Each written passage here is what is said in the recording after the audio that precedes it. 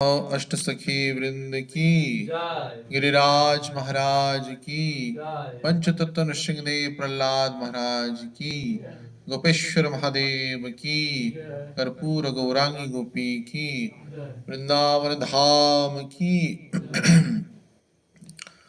नियम सेवा की, कार्तिक महोत्सव की, शिल प्रभुपाद श्री गुरु महाराज की, निताय गौर सीतानाथ प्रेमानंदे। हरे कृष्ण। तो गौड़ीय वैष्णव परंपरा के क्रम में जो ऐतिहासिक भित्तिभूमि देखा गया है, तद आधार पर कई भक्त आज से ही नियम सेवा प्रारंभ कर रहे हैं, करते हैं। अनेकों वर्षों से ही उनकी परंपरा रही, विशेष करके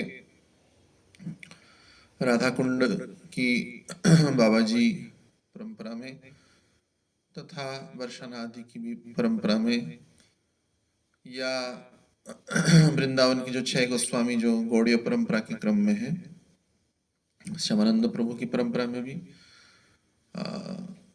तथा गौड़ीय मठों में भी अधिकतर स्थानों पे आज से नियम सेवा प्रारंभ होता है।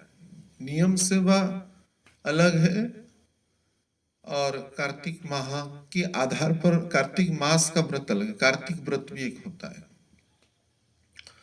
नियम सेवा जैसे हमारे गुरुदेव कहते थे कि 3-4 दिन पहले कर दे तो ठीक ही है, कुछ छूट जाए तो एक्स्ट्रा हो जाएगा। तो नियम सेवा इस आधार पे भी है, कुछ वैष्णव का मत है कि आज के दिन ही यशोदा माता ने भगवान कृष्ण को उखल में बांधा था, यह मत है। लेकिन अधिकतर मत जैसे प्रामाणिक शास्त्रों के आधार पर देखा जाए तो दीपावली के दिन भगवान कृष्ण को, दामोदर को बांधे थे, इसलिए उनका नाम दामोदर पड़ा। यह हम गुरु महाराज के मुखारविंद से श्रवण किए हैं। तो इसमें कोई विरोधाभास है नहीं, अलग अलग कल्प में अलग अलग लीलाएं होता है। भगवान सर्वसंपन्न है, स्वेच्छा के अनुक्रम में स्वतंत्र है, कभी भी किसी भी दिवस पे वो लीला कर सकते हैं। तो जो अत्यधिक श्रद्धा है, श्रद्धा पक्ष को कभी निंदा नहीं करना चाहिए। न निर्मूलस्य जनश्रुति ही, जनश्रुति को भी निंदा नहीं करना चाहिए। हर एक भक्तों की अलग अलग श्रद्धा है, तदनुसार उसकी परंपरा है। परंतु हमने श्रील प्रभुपाद जी की परंपराओं से पूर्णिमा से पूर्णिमा तक की जो व्रत है, कार्तिक व्रत या नियम सेवा, उसको लेते हैं। परंतु कई अधिकतर माने 99 जो गौड़ीय परंपरा के जो भक्त हैं वो आज से ही यह नियम सेवा प्रारंभ करते हैं। परंतु अन्य संप्रदाय में अर्थात गौड़ीय संप्रदाय के अतिरिक्त जो माधव परंपरा, श्री परंपरा, निम्बार्क परंपरा तथा सनक परंपरा में पूर्णिमा से पूर्णिमा ही कार्तिक व्रत का या नियम सेवा को लेते हैं। नियम सेवा अर्थात कुछ नियम ले जाना, इसको कहते हैं नियम सेवा। तो स्कंद पुराण में, पद्म पुराण में कार्तिक मास की बहुत महात्मा वर्णना किया गया है। ये माह जो भगवान कृष्ण से गीता में कहते हैं कि मासाणम, क्या है श्लोक वो, मार्गशीर में पुरुषोत्तम विभूति योग में कहते हैं कि मघन का जो महीना होता है मार्गशीर, तो मैं मासाणम में महीनों में वो हूँ। निश्चित रूप से वो वंदनीय माह है, परंतु शास्त्रों के क्रम में कार्तिक माह को सबसे विशेष कहा गया है। शास्त्र कहता है कि कार्तिक मास में कोई अगर व्रत नियम नहीं कर रहा है, इसका अर्थ यह है कि कोई चिंतामणि प्रस्तर को प्राप्त करते हुए भी उसको कचरा में फेंक दे, ऐसा। क्योंकि जैसे तिथियों में एकादशी तिथियों की सबसे महत्वता है, वैसे ही माह में कार्तिक माह का सबसे महत्वता है। इसी माह में अनेक उत्सव होते हैं, अनेक लीलाएं संगठित हुआ है, जैसे दामोदर बंधन लीला और उत्थापन एकादशी जो आएगा, तो उसमें उत्थान एकादशी कहते हैं, उत्थान एकादशी। उसमें सेवा कुंज में श्रीमती राधा रानी भगवान को तमाल वृक्ष में मालती लताओं की सहारे बांध लिए थे। तो वह भी उस तिथि में आता है ब्रह्म वैवर्त पुराण के अनुसार। तो हम सब जो माधुर्य रस के जो भक्त हैं, भगवान को उसी रूप में चिंतन करते हैं कि राधा रानी ने भगवान कृष्ण को तमाल वृक्ष में बांध लिया। सामने ही हमारे तमाल वृक्ष है। श्रील प्रभुपाद जी भी राधा श्याम सुंदर के सामने तमाल वृक्ष रखे उसी क्रम में। तो यह दामोदर लीला बड़ी अद्भुत माधुर्यता को प्राप्त करने वाला लीला है। समय के क्रम में उसका कभी चर्चा किया जा सकता है। बाकी यशोदा दामोदर की जो लीला है गुरु महाराज जी की वर्णना के अनुसार, वो का दीपावली के दिन यह पड़ा था उत्सव। कईयों का मत है कि आज वो उत्सव, इसी कारण आज से नियम सुरा सेवा वे शुरू करते हैं। जबकि माह की वर्णना के अनुसार यह कार्तिक माह अभी शुरू नहीं हुआ है। आज एकादशी आश्विन मास का ही अंतिम एकादशी तिथि है। और शरद पूर्णिमा इस बार जो आ रहा है तिथि 16 अक्टूबर, ये अक्टूबर है ना, 16 अक्टूबर को आ रहा है पूर्ण शास्त्र मत के हिसाब से। कोई पक्षों के अनुसार, जैसे अन्य कैलेंडर में कईयों पे 17 अक्टूबर बताया गया है, लेकिन हम 16 अक्टूबर को ही शरद पूर्णिमा को दिवस को पालन करने के श्रीधाम वृंदावन में संतों का यही मत है। श्री बांके बिहारी जी में भी जो शरद पूर्णिमा के दिन बिहारी जी बांसुरी धारण करते हैं, छड़ी और बांसुरी धारण करते हैं साल में एक बार ही, और श्वेत वस्त्र धारण करते हैं। बड़ी दिव्य दर्शन सर्वत्र होता है। श्री राधा वेणुमाधव भी उसी क्रम में शरद पूर्णिमा के दिन विशेष दर्शन को प्रदान करेंगे। तो यह मास क्यों इतना प्रिय है भगवान को? भगवान जैसे मदन मोहन है, श्रीमती राधा रानी मदन मोहन मोहिनी है, क्योंकि ये मास श्रीमती राधा रानी का मास है। श्रीमती राधा रानी ने प्रेम के बंधन में भगवान को बांधा था। राधा सहस्त्र नाम के क्रम में श्रीमती राधा रानी का एक नाम कीर्तिका है, कीर्तिका या कार्तिका, कहाँ पे वर्णन है, कार्तिका या कीर्तिका। कीर्तिदा मैया की सुता होने के कारण भी उनको कीर्तिका कहा गया है, तथा उनका एक नाम कार्तिका भी है। इसी आधार पर यह नाम कार्तिक हुआ है। और ज्योतिष शास्त्र के अनुसार यह जो कोई भी माह का जो नामकरण उस मास की पूर्णिमा की चंद्र गणना के अनुसार नक्षत्र के आधार पर होता है। तो कीर्तिका नक्षत्र पे जब पूर्णिमा का चंद्र उदय होता है तो उस माह का नाम कार्तिक हुआ। यह वेदों के वर्णना के अनुसार यह कार्तिक पड़ा। तो यह कार्तिक माह श्रीमती राधा रानी की माह है, इसलिए बहुत ही भक्तिमय है। शास्त्रों में इसके अनेक कथाएं प्राप्त हुआ है। एक स्थान पे स्कंद पुराण में वर्णना है कि जो एक चूहा था, कार्तिक का माह था, श्री राधा रानी और कृष्ण का शिव विग्रह था, कोई आचार्य के द्वारा प्रतिष्ठित विग्रह। तो कोई एक भक्त वहां पे दिया देकर चला गया था। पहले काल में मैदानी सेवा ही होता था, अर्थात मंदिर से खुले में रहते थे। तो वो दिया दिखा के चला गया और दिया बुझने ही वाला था। ये सोचा कुछ, क्यों घी का गंध आ रहा था, घी के खाने के क्रम में बहुत थोड़ा थोड़ा बिंदु बिंदु आलोक था, अग्नि था, बुझने ही वाला था। लेकिन ये खाने के चक्कर में उस बाती को खाने के लिए चल पड़ा। और जब, क्योंकि बाती में उष्णता थी, गर्म था, तो उसका जीवा जलने लगा तो छोड़ दिया। लेकिन इसी क्रम में क्या हुआ, बाती थोड़ा आगे हो गया। बात थोड़ा नीचे होता है तो जलना, क्योंकि टच होने के कारण, और तो जब आगे चला गया तो अच्छे से जलने लगा। तब तक क्या हुआ, वो जो उतरा वहां से अल्टर से, मैदानी था तो पास में एक नाग सांप था, सांप ने उस चूहा को खा गया। तत्क्षणात यमराज के जो दूत है आने लगे कि मृत्यु हो गया। आप प्रश्न करेंगे मनुष्य को यमराज के दूत लेने आते हैं तो चूहा को कैसे लेने आ गया? ये कोई विशेष सूत्र था, स्कंद पुराण में लीला वर्णना है। परंतु तदाधार पर 4 विष्णुदूत भी आ गए। हाँ, जैसा अजामिल वाला प्रसंग था। तब तत्क्षणात वे बोले नहीं, इसकी पुण्य प्रताप इतना हो गया है, भगवान को ये दिया दिखा दिया, भगवान को दिया दिखा दिया चूहा, जबकि उसका उद्देश्य घी को खाने को था।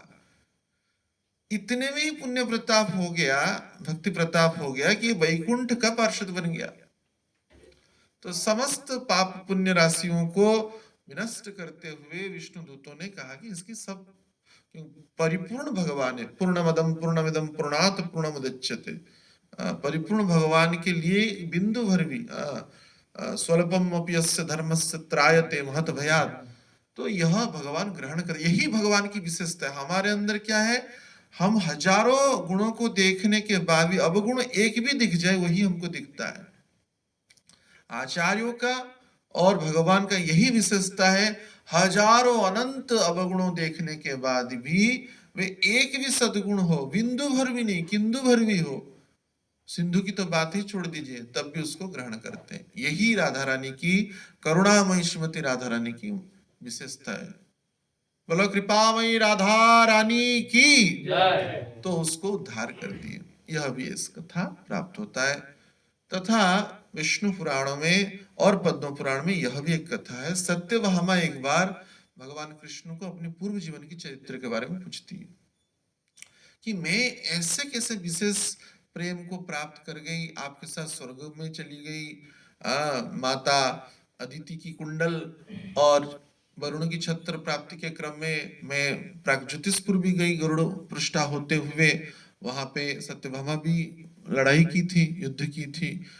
आप मुझे इतना प्रेम क्यों करते हैं, इसके पीछे रहस्य क्या, और मैं आपकी पत्नी कैसे बन गई? तब भगवान कृष्ण सत्यभामा को उसके पूर्व जीवन की चरित्र प्रदान करते हैं। पद्म पुराण में वर्णना है, यह वर्णना किया गया है। भगवान कृष्ण का स्वयं मुख वाक्य है कि तुम पूर्व जीवन में गुणवती नामक कन्या थी, तुम्हारे पिता का नाम था देव शर्मा, और तुम्हारे पिता ने तुम्हारा विवाह चंद्र शर्मा के साथ किया। तो इससे प्रमाणित होता है कि जो संसार में बोलबाला के साथ जीवन का संबंध होता है पति पत्नी का, पूरा झूठ है, बिल्कुल ऐसा होता नहीं। हाँ, बोलते रिश्ते तो स्वर्ग में होते हैं, ऐसा कुछ बोलता है, ऐसा कुछ नहीं, ये सब मोह माया का विषय वस्तु है। तो ये चंद्र शर्मा के साथ सत्यभामा का विवाह हुआ था। उस समय तो सत्यभामा नहीं थी, गुणवती नामक कन्या थी। तो पुराना जमाना था, गरीबी थी। एक बार ससुर जी और जमाई जी मिल करके जंगल गए थे लकड़ी लाने के लिए, गरीबी थी। तो उस जंगल में क्या हुआ, एक राक्षस था, देखा ब्राह्मण है, और तो उनको खा गया, दोनों को खा गया। देव शर्मा और चंद्र शर्मा को चट कर दिया राक्षस ने। और संध्या वेला हो गया, रात्रि वेला हो गया, आए नहीं पति और पिताजी, बड़ी चिंतित रही यह कन्या। आस पड़ोस में बोलने लगे तो मसाल लेकर के ढूंढने लगे, रात्रि का अंधकार था, कुछ दिखा नहीं। दिवस की वेला में गए तो कई जांच पड़ताल करने के बाद एक गुफा दिखा। गुफा के सामने वो देव शर्मा का सॉरी चंद्र शर्मा का जो नहीं, वो उसकी जो मस्तक का जो कुंचित केस था वो पड़ा हुआ था। तो मांस खा दिया, केस नहीं खाया केस कैसे खाएगा, वो तो सुन पापड़ी है नहीं कि खा लेगा पहले काल में, बाल्यकाल में केस देते थे तो सुन पापड़ी देता था। तो इस प्रकार से, और उनके आभूषण वगैरह जो भी थे, यत्किंचित वस्त्र आदि पड़े हुए थे। तो गांव वाले जान ले कि तो राक्षस ने चट कर दिया, और डर के मारे भाग्य की गुफा के अंदर राक्षस है, हमको ना चट कर दे। तब बड़ा दुख में पीड़ित अवस्था में उस कन्या का, उस कन्या तो नहीं, विवाहित नारी हो गई थी, उसका जीवन गया। गरीबी थी, भिक्षावृत्ति करना पड़ा, दर दर भटकना पड़ा। तो वैसे ही संत हितकारी होते हैं। एक बार उस गांव में एक संत आए थे, पूछे कि बेटी तुम क्यों दुखी रहती हो ना, अमुक मेरी कहानी है, मैं अकेली हूँ। बोले कोई संसार में ना अकेला होता है ना कोई किसी का पक्षधर होता है, भगवान ही हमेशा हमारे साथ थे, साधु ही हमारे साथ हमेशा थे, वो वे ही रहेंगे। ये सब सांसारिक आसक्ति, पति पुत्र पुत्री, ये सब अज्ञानता है। तो आप यह करो। ऐसे ही आश्विन का महीना था, तब बोले कि एक कार्तिक का मास आ रहा है, तुम नियम सेवा ले लेना और तुम्हारा कल्याण हो, ये मैं भगवान से प्रार्थना करता हूँ। तो वह कन्या, वह नारी क्या की ना, कार्तिक मास का व्रत ले ली। क्या नियम है? बोले कुछ ना कर पाओ तो केवल ब्राह्म मुहूर्त में उठो, गंगा के किनारे रहती थी, गंगा जी का स्नान करो, फर्श पे अर्थात जमीन पे सो, चटाई बिछा करके, भोग सामग्री का व्यवहार मत करो, जो भी करो भगवान को निवेदन करके निवेदन करो, और तुलसी माता की प्रदक्षिणा करो, दिया दिखाओ, बस कुछ न कर पाओ तो दिया बस दिखा लो। महाराज मेरे पास घी कहाँ है? कोई बात नहीं, घी की आवश्यकता नहीं, तिल का तेल ले लो और बड़ी प्रेम से भगवान को दिया दिखा दोनों समय। तो यही नियम वो ले ली, और ऐसे करते करते उत्थान एकादशी आता है, तब से भीष्म पंचक शुरू होता है। तो भीष्म पंचक से ये कठिन व्रत थोड़ा शुरू होता है, माने पंचगव्यों का सेवन के क्रम में उपवास रहता है। तो वही क्रम हुआ, प्रत्येक दिन गंगा में स्नान करते। भीष्म पंचक दिन एकादशी के दिन बहुत तेज बुखार हो गया, सहन नहीं हो रहा था। आस पड़ोस के लोग बोले गंगा जल छिड़क लो, कोई बात नहीं, नियम बना रहेगा। बोले नहीं, गुरुजी ने बोला है कितना भी कठिनाई हो नियम तोड़ना नहीं है। तो उसने नियम तोड़ा नहीं और स्नान क्रम पद्धति चालू रखा। तो चतुर्दशी आते आते अर्थात रास पूर्णिमा का तिथि आते आते बहुत तबीयत उसका बिगड़ गया, लेकिन रास पूर्णिमा मध्यरात्रि चला गया, और मगहन महीना का प्रतिपदा के दिन ही, जिस दिन से कात्यायनी व्रत शुरू होता है, उस दिन उसका ब्राह्म मुहूर्त में प्राण पखेड़े उड़ गए। और वो देखी कि वो तो सोई हुई थी कष्ट में, पीड़ा में, और भगवान का तो यत्किंचित स्मरण था।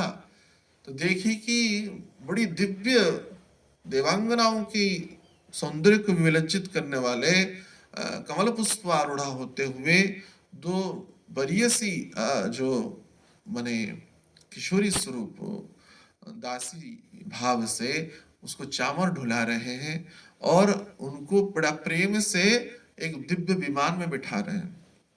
वो पूछने लगी कि क्या हुआ, आप कौन है, कहाँ से है? ना हम वैकुंठ के पार्षद हैं, आपकी सेविकाएं हैं, आपकी दासी है। हमारी दासी इतनी आभूषणा परिभूता हुए हैं, स्वर्ण हीरा का आदि। ना, आप अभी इस जड़ शरीर में है नहीं, आप महालक्ष्मी स्वरूप आपको प्राप्त हुआ है, महालक्ष्मी स्वरूप प्राप्त हुआ, लक्ष्मी महालक्ष्मी स्वरूप। तो दिव्य द्वारका की वह अभिन्न लक्ष्मी स्वरूपा हो गई। तो कार्तिक, भगवान कृष्ण स्वयं सत्यभामा को यह कह रहे, तो भगवान कृष्ण कहे कार्तिक माह की यह पवित्र कृपा है, अर्थात राधा रानी की अत्यंत कृपा है, जिसके कारण तुम, क्योंकि सत्यभामा का जो भाव ना राधा भाव जैसा ही है, लक्ष्मी होने के उपरांत भी उसमें मिश्रा माधुर्य रस था। तो मान अभिमान करती थी। जगदानंद पंडित जो थे सत्यभामा के अवतार थे, महाप्रभु के साथ संन्यास होने के बाद भी ये मान अभिमान करते थे, ऊंचू पूछू करते थे, लीला करते थे। तो उनका यह क्रम था। और चंदन का तेल एक बार लाए थे महाप्रभु के लिए। महाप्रभु ने, मैं क्या दारी सन्यासी हूँ, चंदन का तेल लगाऊंगा? इतना में इतना क्रोध हो गया कि पूरा का पूरा चंदन का तेल का जो हंडा था, हंडी था, वो तोड़ दिए पूरा गुस्सा से। महाप्रभु जगदानंद पंडित को बहुत प्रेम करते थे। महाप्रभु जगदानंद पंडित कहाँ भेजते थे? बोले ज्यादा समय मत रुकना, आ जाना, बोलते थे, प्रेम से बोलते थे। वृंदावन भी नहीं भेजते थे, वृंदावन बोलते आ जाना, आ जाना, निर्दिष्ट समय आ जाना, बिल्कुल रखने नहीं देते, बस संवाद दे के रूप गोस्वामी, सनातन गोस्वामी का आदियों को आ जाना।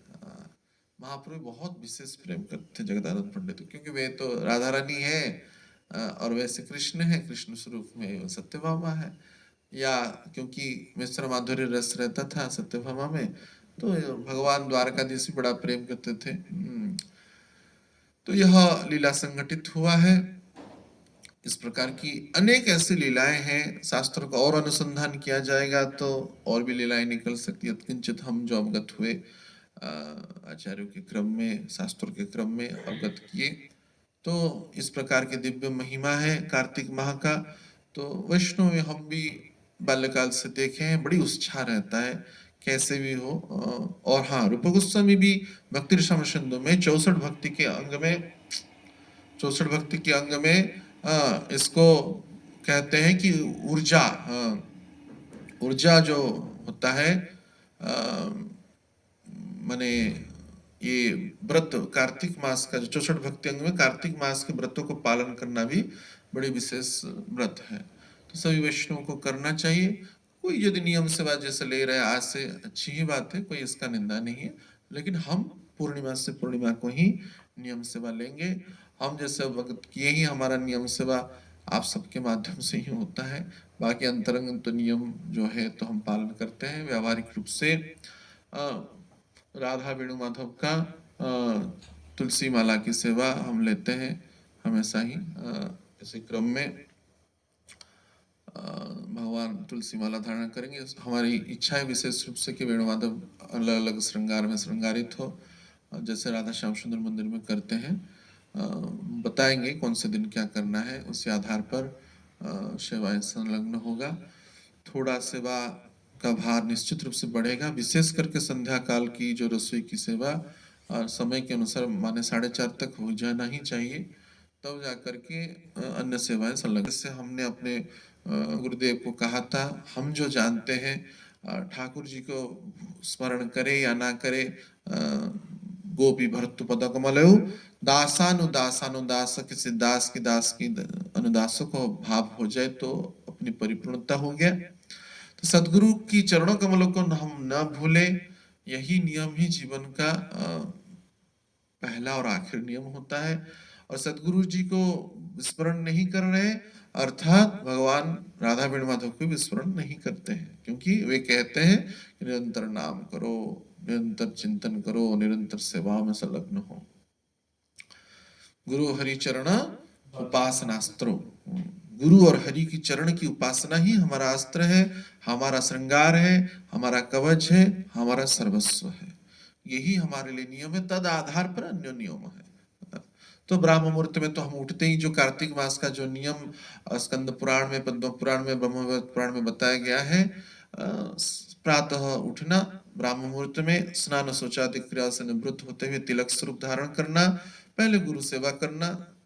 सबसे गुरु की हम क्या सेवा कर सकते हैं, एक बार प्रणाम कर ले, बस यही पर्याप्त हो जाता है।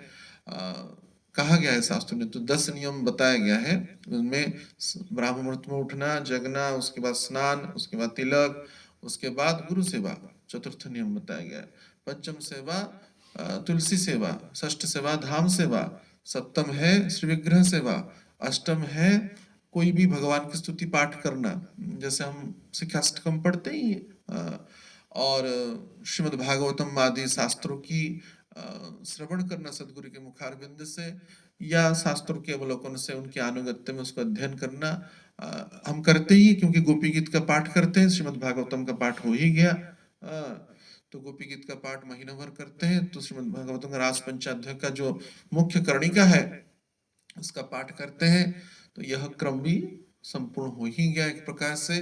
और किसी के चरणों में अपराध न करना, कटु उक्तियों को ना बोलना, विषय विकारों से मुक्त होना, आहार निद्रा भय मैथुन की अत्यधिकता में न जाना, और सूक्ष्म जो है लाभ पूजा प्रतिष्ठा आदियों से दूर रहना, ये तो जीवन भर का नियम है ही। इसी कार्तिक माह के नियम के क्रम में इसको विशेष रूप से पालन करने के भाव आता है, तो जीवन भर ये हमारे जीवन में जैसे छाप पड़ जाए, सूक्ष्म रूप से या स्थूल रूप से, शारीरिक वाचिक मानसिक, किसी के चरणों में, जीव मात्र के चरणों में भी अपराध न करना, उनको कटुक्ति ना बोलना, उनको मंद उद्देश्य भाव से न रखना, ये तो जीवन भर का नियम है ही।